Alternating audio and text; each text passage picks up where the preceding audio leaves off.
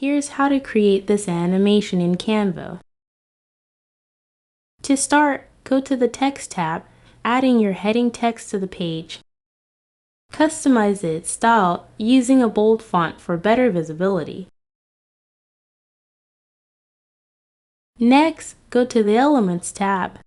Search for graphics using a keyword and add your chosen ones to the page.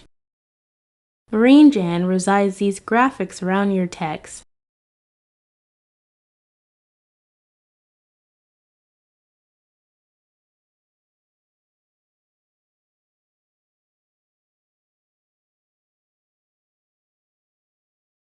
Then, duplicate this entire page to create a second identical slide. On the first page, select all the graphics and shrink them down to their smallest size. Position these tiny graphics directly on top of your text.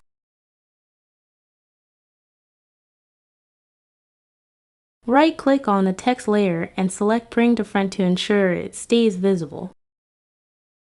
Now, move your cursor between the two page thumbnails and click Add Transition. Choose the Match and More Transition effect. Adjust the duration of the transition to your preference.